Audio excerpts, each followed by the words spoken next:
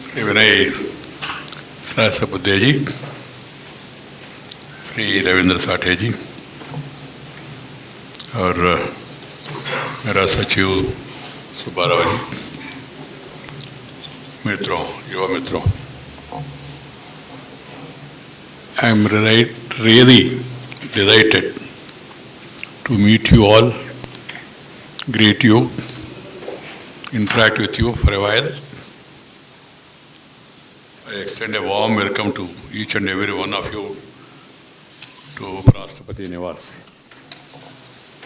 I am happy to know that Indian Institute of Democratic Leadership is a unique institution that aspires to create socio-political awareness among the youth, to inculcate and enhance leadership values and capacities and to equip students with the necessary skill sets for a fruitful career in politics, public affairs, voluntary organizations, and allied areas.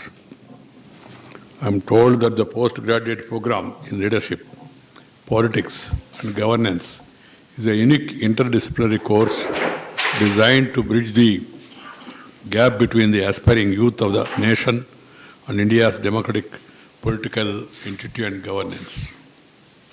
It's truly noteworthy that this program has been designed keeping in view the need to produce trained, ethical, and responsible leaders imbibing the Honorable Prime Minister's vision, new leaders for new India. I'm happy to learn that program has been running for 3 years and there are 25 young leaders from 12 states across India who are all participating in this program this year, aspiring to be proactive leaders and contribute to the growth of new India. I'm told that as part of this program, you are on a study tour to the national capital, visiting various institutions and also places, and also interacting with various ministers to understand their structure, functioning, and governance. Democracy in particular, and politics in general, are the two significant areas of public life where capacity building mechanisms are grossly insufficient. In this regard, I would like to congratulate Rambhau Managi Prabodhini and the entire team behind this program for not only identifying capacity building in this area as a critical need, but also making it a success. I have been to Rambhau Prabodhini Managi on a couple of occasions and participated in some of its programs also. I am very much impressed with the good and constructive work that is being done by the Institute. I congratulate all the scholars present here and extend my best wishes to them for a bright future in public life. Fortunately for you today, the democratic process has become much more engaging and participate than ever. The youth is much more aware of their rights and duties. They aspire to play a proactive role in the process of democracy. At the same time, the government and the political entity needs young talent equipped with the right ideas and competencies to keep pace with the changing times. The world is moving faster, undergoing a radical change. I always say, as we entered the new phase of LPG, liberalization, privatization, globalization, the world has become a small village. What is here, happening here, will be known in Washington in a few minutes. What is happening there, that also will be known here. That throws many opportunities, but also challenges. We have to equip ourselves to meet those challenges and grab those opportunities.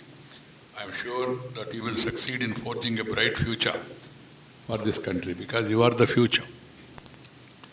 My dear young friends, Indian democracy has proved to be a miracle by the way it has expanded and consolidated in our country during the last 7 decades.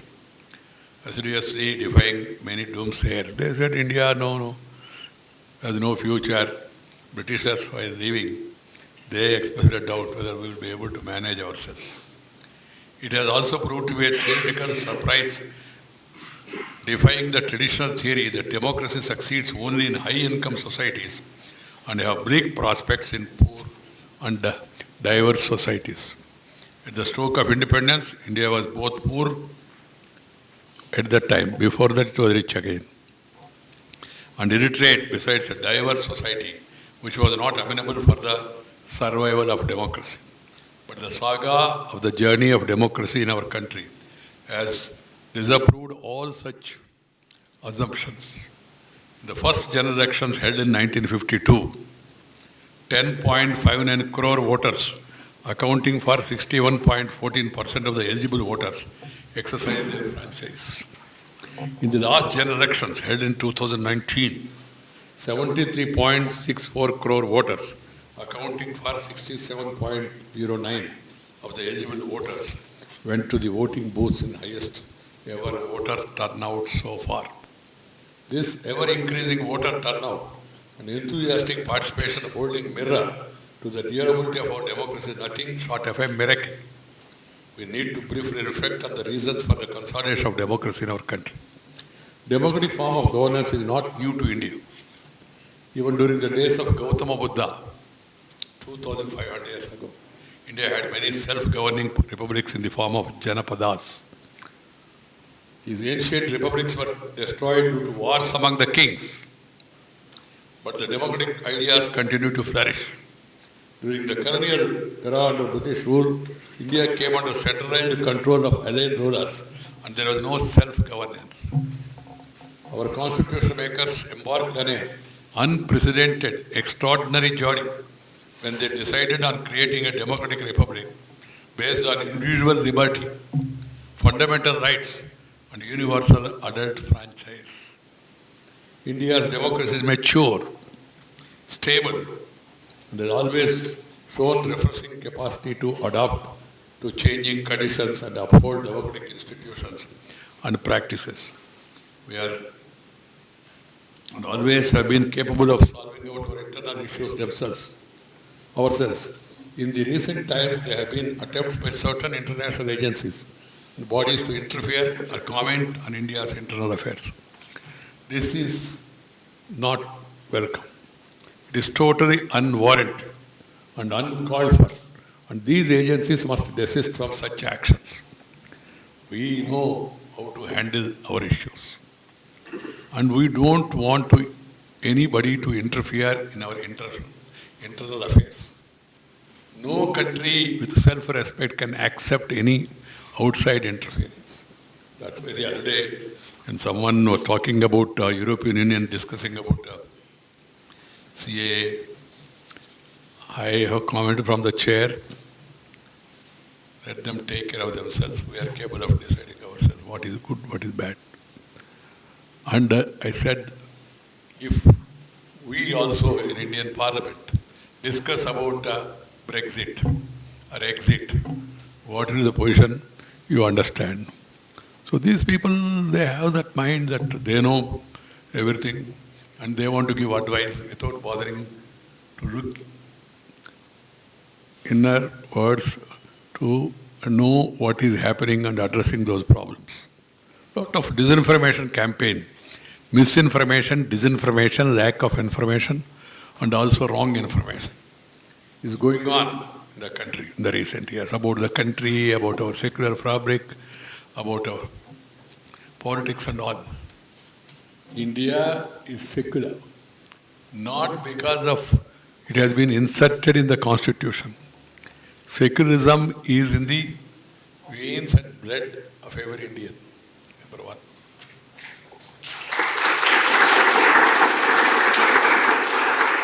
Second, we are one of the most ancient civilizations.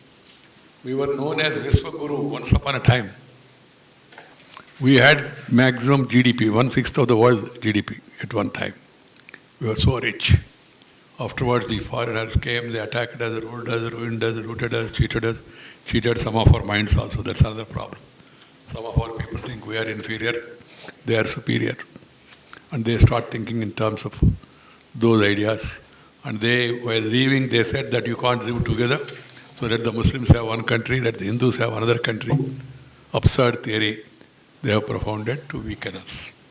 And now also some of the forces, they are not happy about the growth that the country is making. That's why these sorts of things are happening. They are not able to digest our intelligence, our growth. See the multinational companies. Good number of them are headed by Indians.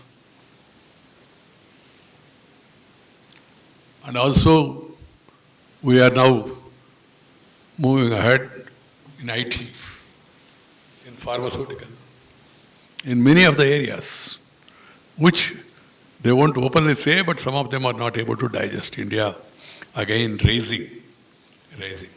India never attacked any country in its history, even when it was known as Vishwaguru.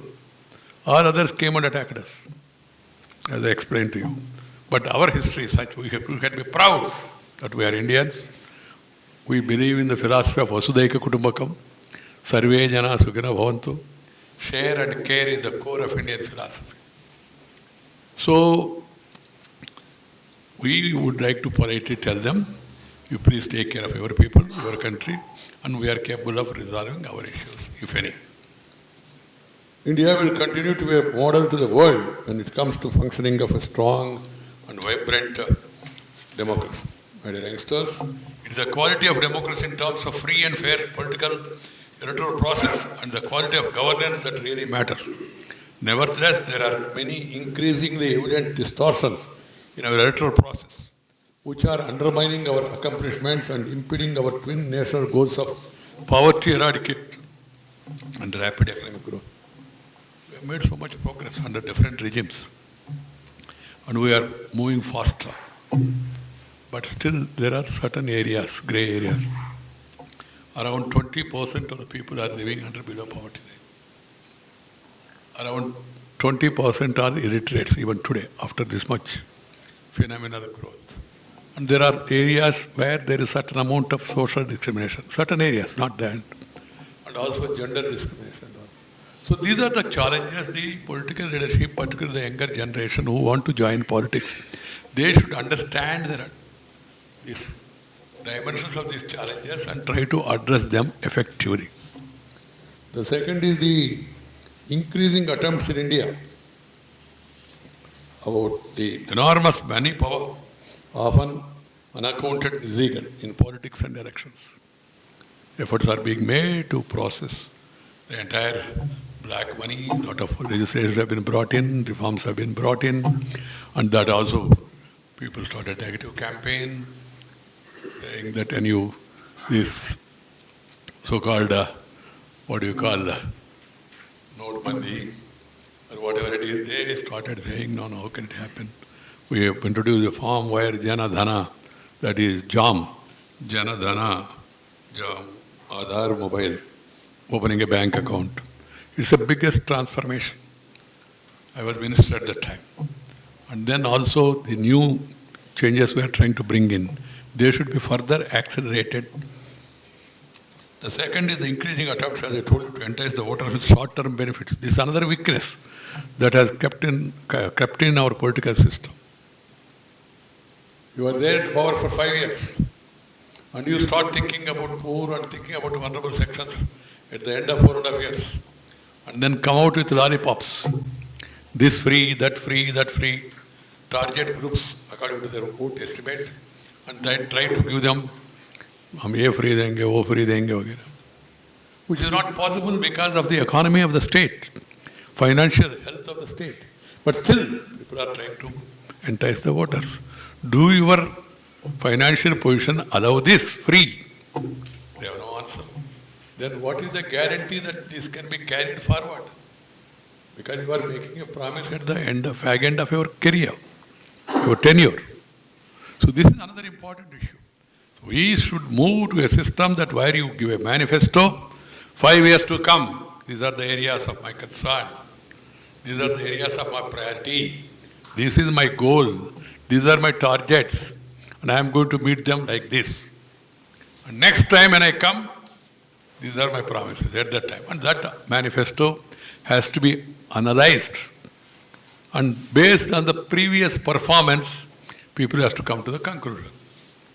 But you are seeing what is happening. What we need is a long-term goals of basic amenities, infrastructure, quality education, quality health care, sanitation, growth, ending urban-rural divide, job opportunities.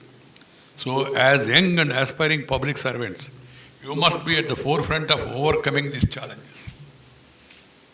Always remember that poverty can only be eradicated by enhancing real incomes and creating economic opportunities to all, particularly to the poor and deprived. Poverty cannot be eradicated by freebies. That will be temporary. That's why there is a saying, try to teach how to catch a fish. Don't give him a fish, free fish. If you give one variety of fish in the afternoon, he will ask for another variety in the evening. If you don't give, he will be disappointed. But instead of that, teach him how to catch. That should be the approach. That's why it took a lot of time for eradication of poverty. Some progress has been made. We would have made much more progress. Our country would have become much more stronger economically, socially, but for these weaknesses. Ultimately, transparent budgeting. What is the revenue? What is the likely increase of revenue? What is the likely increase of expenditure? How do you plan to meet it? How much is your capacity? And then how much you are borrowing? I am not going to be there. If I come back, okay, I'll see. Otherwise, I am not going to be there. So let me make promises left and right. Let me borrow money. That's why this Fiscal Responsibility Act has come. That has to be strictly implemented. This is one area. And secondly, the budget has to be very transparent. Local empowerment to enable people to see how tax money is translating into tangible services and better service delivery are critical to help citizens make informed political choices. What is the revenue of a municipality, panchayat? How you are going to spend? How much you earn, how much you spend? That has to be displayed before the people. There must be a transparency and accountability. This is one aspect. And elections and electoral process are the fountainhead of the sanctity of parliamentary democracy. The purity or the impurity of these processes determine the quality and the sanctity of our polity. India, our constitution, our system do not accept religious reservations. Particularly also this was discussed in Constituent Assembly. We don't want further division of the country. You should be giving representation on the backwardness, on the economic consideration, social backwardness. All these things are understandable. The deprived sections has to be given, but not on the basis of religion. Because again, it will be dividing the people. We should not allow integrity of our democracy to buckle under the weight of money. This vast illegitimate expenditure, the whole democratic process is undermined and the legitimacy of the system is getting eroded. It's also corroding the faith in democracy and promoting cynicism. Among some people, कोई भी आएगा कुछ फर्क नहीं पड़ेगा, कुछ होने वाला नहीं है. ये भी कुछ लोगों में ऐसा भावना है. Mere expenditure ceilings and exhaustions are not enough. Some people are saying, no, put a ceiling on expenditure. Okay, we have done it. And then some people are talking of state funding also. उससे भी कुछ होने वाला नहीं है. And then पैसा उन्हीं का नहीं है तो और भी उधार से खर्च करने के लिए प्रयास करेंगे. Blaming parties alone will not help. No, unless you, that is the people, the citizens, they must be alert. They must understand. Good sense and wisdom lie in applying correctives to address the problems rather than throwing blame on others. ये लोग उनको blame करेंगे, वो लोग उनको blame करेंगे. Holding of simultaneous polls is also an idea worth considering. इन्होंने suggest किया ऐसा नहीं है तो बहुत दिन से चल रहा है. I remember during my younger days, all elections, parliament, Vidhan Sabha, municipality, panchayat, all used to be completed within 1 month, 15 days even. Some elections simultaneously except the local body, including cooperative elections also. Otherwise, diversion of the bureaucracy and also political leadership. Every 3 months, 6 months, there are election festivals. Festivals means you must give something. And then you will not be able to take tough decisions. Removing encroachment is a tough decision. You don't do it because अभी चुनाव है sir, चुनाव होने दीजिए बाद में करेंगे. Punishing the erring people, अरे भाई तो इनको punish करे तो वो हमको punish करेंगे चुनाव में ये भी. So if once elections are there 5 years, then at least you will be assured of the tenure, and then you will have peace, and you will competent people, they will be able to pay attention. If because of frequent elections and you have this tension, you will not be able to pay attention to the long-term problems. So that's one aspect which has to be considered. And I strongly feel there is also need for strict code of conduct to be adhered by political parties. Not only candidates, political parties also. They must have a code of conduct during election and also in public life, even in parliament and legislature. When I talk to MLAs and MPs, I say, "Bhai, क्या कर रहे हैं आप लोग?" Sir, आप अन्यथा मत लीजिए सर, ऊपर से आदेश आया. That means parties, instead of guiding their elected representatives, they are encouraging them to do this. आज house नहीं चलेगा. Some members come and they, out of respect they say, "Sir, we want to tell you privately, आज house नहीं चलेगा, कल भी नहीं चलेगा." तो आपको मूड मालूम होगा. इसलिए instead of adjourning 1 hour, 2 hours, periodic adjournment, adjourn for the day. ये भी आजकल थोड़ा ये हो गया ना. So with regard to funding, with regard to expenditure and political training of the cadres, the parties should train their cadre. Every leader needs to be trained. Without training, how do you get? That's why it's a good course for you. Every political party, during my student days, political parties used to hold training classes for months together. I used to see Jana Sangh. I used to see Swatantra Party, Acharya Rangas, Minu Masani's party, Pilo Modi's. And I used to see communist parties. Initial days, I used to see even Congress party also. Holding training classes to train their cadre. Now some of them are training how to disrupt the house, derail the democracy. Some of them. So I would like to suggest you must create awareness among the people. If you are preparing yourself to take the mantle of leadership, you must make sure that you have the 4 C's. This is my favorite theme. 1, namely, first C, character. You must have character. 2nd, conduct. 3rd, caliber. 4th, capability. Character, caliber, capacity and capability. You must have these 4 C's. But unfortunately, some people in the recent past, for years, they have invented the other 4 C's. They are caste, community, criminality and cash. Shortcut method. It's very dangerous for democracy. And you have seen how some parties have won on that basis. How parties, leadership, were able to get some amount of votes and all, because it's easy to appeal on this. And though they are not going to do anything to that caste or to that community, nobody can do it. If you are bringing electricity to a village, you are bringing electricity to the entire village.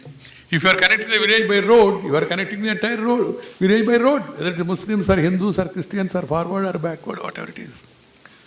Its welfare or the development should be focused on the people, not on one community or one this thing. And political parties, they start making these allegations and all, they do it. So keep yourselves updated on what is happening. Someone asked me about what to do. First, read widely. Nowadays, reading one newspaper is not sufficient, because newspapers some are controlled by political leaders, some are controlled by political parties, some are funded by the business groups to promote their business interest and other vested interests. Media, once upon a time, used to be very objective. People used to say politics is a mission. Media is a mission. You might have heard about the story of Ramnath Goenka, a great brave man who fought against the tyranny and all. Many such examples used to be there those days. But of late, these professions, people are saying that that was a mission. But now some of them convert into a commission, giving remission and doing omission in their responsibilities. We should not allow it in our life. And then be disciplined. Discipline makes you big, I can tell you. I can speak out of my own personal life. Discipline, hard work, commitment to an ideology, that makes you strong, morally, even politically also. But nowadays we are seeing ideology, सिद्धांत कम हो गया, राजधांत ज़्यादा हो गया, ऐसा करके हंगामा ये वो and all, no ideology. And it's earlier, if particular person is this man is a Janasanghi, this man a communist, this man a Congress lifelong. Today, I was sarcastically commenting about the political leaders. In every city or railway stations, you have the arrival times. कौन सी गाड़ी कब आ रहे, कब जा रहे, बस कितने बजे आ रहे, कितने बजे जाएगा, कौन सी गांव के लिए. I think there is a need to put up such signboards in districts and towns also. कौन सी नेता कौन सी पार्टी में है अभी लेटेस्ट. कारण क्या है, सुबह एक पार्टी, शाम को एक पार्टी. ये भी दुर्भाग्यपूर्ण है. This is a weakness that has crept into our system. We join politics as a mission, for a passion, to serve the nation. And then we have an ideology. And we must stick to that. Stick to that. It will not be encouraging in the beginning. It may not be attractive. But long term, it will help you. It will help you. That does not mean, sir, if that party goes wrong, if the party leadership do not follow the ideology, do you mean to say that we should continue forever? No. Question the leader. And raise it in the party forum. And then, if you want to leave the party and leave the post also. You want to.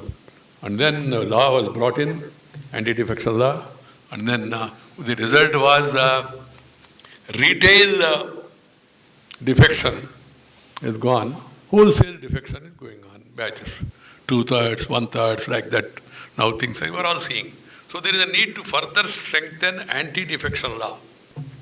And people, they try to justify. Sir, this is not defection, sir, it's an affection. We are doing it to perfection. Some people are doing it. You all know, you have been watching what is happening, who is who and all. So this has to be corrected.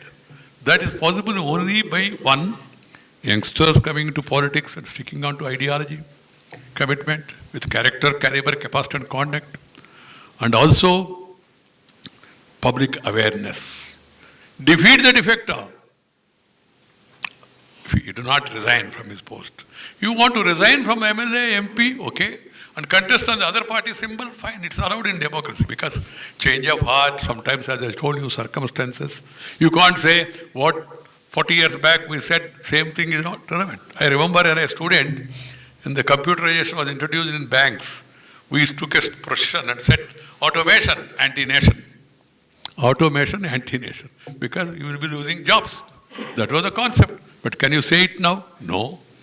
With the changing transformation and technological advancement and all, you have to change your thinking. So on such matters I can understand. That's a program, policy, or experience. Out of it, you take a collective decision or individual decision also.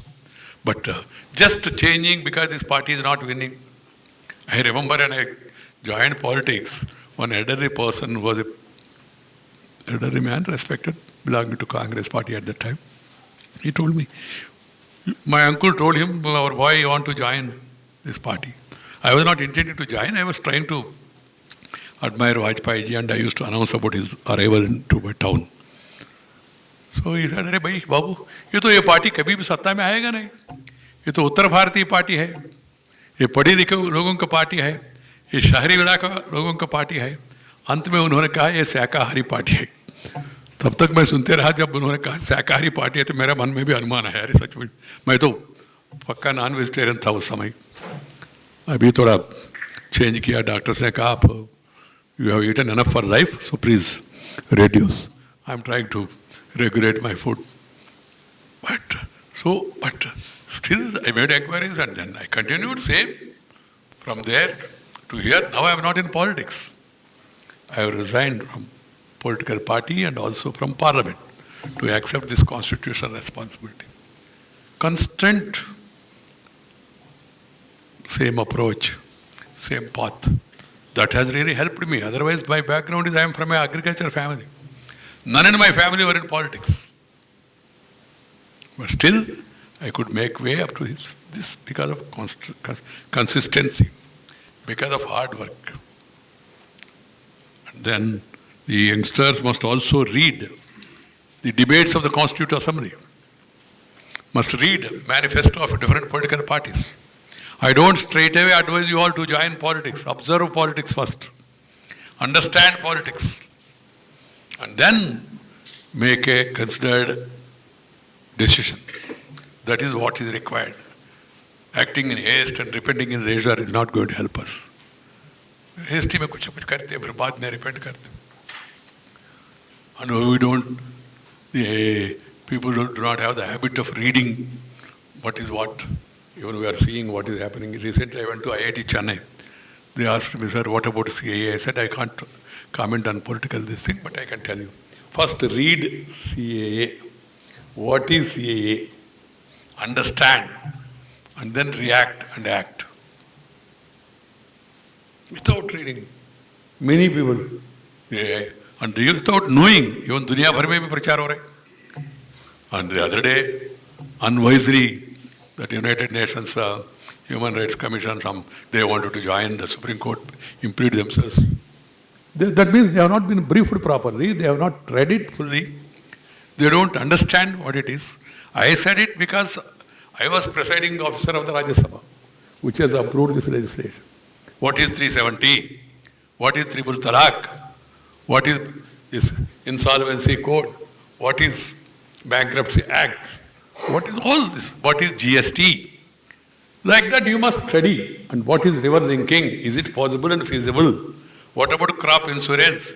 What has been the experience so far? What are the changes you need in our education system? What has the Kothari Commission said? What is the Kasturi Rangan Commission has recommended?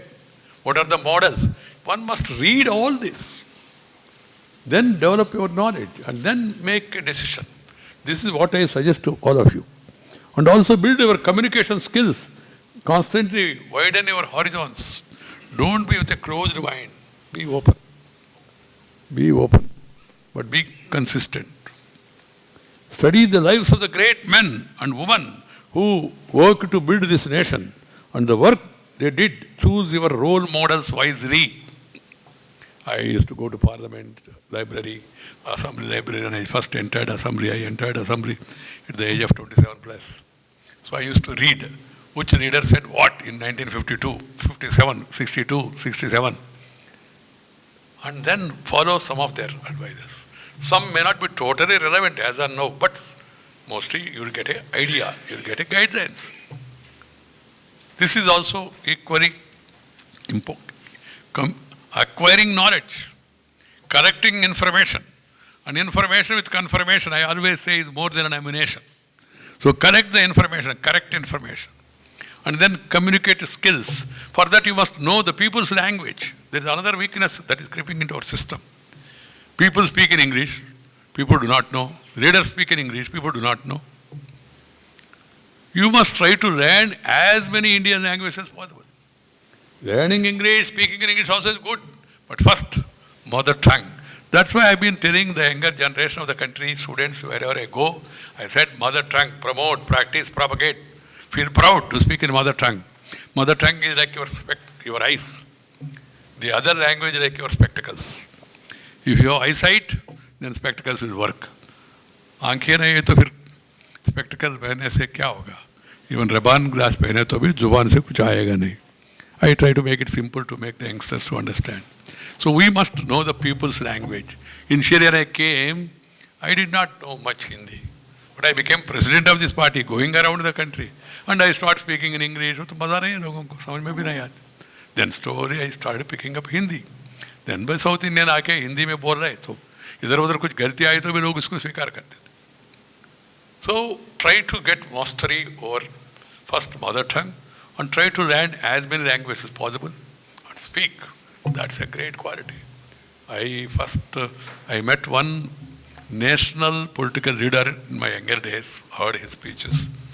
He was one of the fastest, brilliant speaker in Indian politics, whom I read and saw, Jagannath Rao Joshi.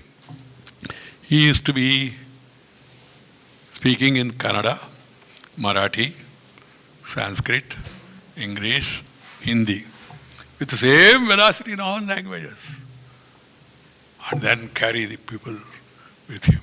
So mastery over the language, that is also required. And in Parliament also I started allowing now 22 languages. Any language you can speak in Marathi, Telugu, Tamil, Kannada, Malayali, Assami, Punjabi, Bhojpuri, Dogri, Santal. शुरू किया हमने थोड़ा प्रोत्साहन करने के लिए. You will be able to articulate better. Sardar Vallabhbhai Patel in 1946, he went to Nagpur University and addressed the students and told them, by learning language is not more important, first learning subject. ना बच्चे को आप पहले एकदम आप English में पढ़ाई शुरू करें, वो पहले उनका समय भाषा समझने में सीखने में समय जाएगा, फिर बाद में भावना. First he must now learn things in his own mother tongue. He said it in 1946 in the Nagpur University convocation or conference. So it's how relevant even today. All the great leaders of different great countries, except that America and few European countries, few, not all, they come here.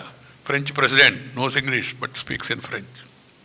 Russian president, to some extent, know English because I interacted with him privately, but speaks in Russian. Same is Giovanni. All, even Iranian president, last time when I met him, someone told me, they briefed me about his profile and all. PhD in English. I thought, oh, this man is going to speak in English, I can also easily interact. But he did not. He spoke in Persian. And then I asked Sushma ji, क्या इन लोगों को अंग्रेजी मालूम है क्या? Sushma ji said, they know English, they don't want to speak in English, they want to speak in mother tongue. That is the importance of the language we have to understand. And also protect, promote and propagate our unique culture. We must keep our culture, our tradition, our heritage, our values in mind before doing anything at all. When I became vice president, many people told me, journalists, sir, now you have become vice president. I said, okay, vice president, so what? They were trying to say something. I understood it, but I pretended as if I do not know. I said, but kya hai? Sir, now you have become vice president, sir. I said, so, dress, sir, dress. I said, no change of dress, only change of address. From 30 Abdul Kalam Road to Maulana Azad Road 6 now. It doesn't make a difference. And moreover, it will have an impact. I can tell you, recently I have been to Azerbaijan, Baku, capital. There was a meeting of 120 leaders of NAM countries. Out of 120, I think I was the only man, or two people, Iranian president, myself. We were on our national attire. All others were wearing suit. But that did not diminish your stature. So dress mein nahi. What is your worth, your contribution, that is more important. It does not mean no dress mein pehna nahi, aisa nahi. Jo bhi pasand hai, pehno. And you must treat this as a mission for your future of the nation. Your mandate does not end there. Always strive for the peace and prosperity of the entire world, because peace is the prerequisite for progress. As I told you, if you have tension, you cannot pay attention. So peace is very much required. That has been our policy of even our present Prime Minister. He also wanted to be friendly with all. He invited all SAARC countries for swearing-in ceremony, including our traveling neighbor, who is aiding, abetting, funding, training terrorism. Of course, they did not reciprocate the friendship. That's a different matter. So we need to promote peace in life. Before I end, let me give you Gandhiji's talisman, which serves as a guiding light to for your career. Gandhiji said, I will give you a talisman. Whenever you are in doubt, or when the self becomes too much with you, apply the following test. Recall the face of the poorest and the weakest man whom you may have seen, and ask yourself if the steps you contemplate is going to be part of any use to him. Will he gain anything, the poor? Will it restore him to a control over his own life and destiny? In other words, will it lead to Swaraj for the hungry and spiritually starving millions? Then you will find your doubts and yourself, those doubts melting away. This is what Gandhiji has said. So please always keep that in mind. And then try to be progressive, and progressive in thought, progressive in action. And one has to be smart. Smartness always. Smart do not mean height, weight, coat, boots, foot, hat. Smart in thinking, smart in action, smart in implementation, smart in delivery. That is what is required. I wish you all the best for your better future. Make a study, then choose your future, and then work hard, aim high, dream high, and then you will achieve further heights. God bless you all.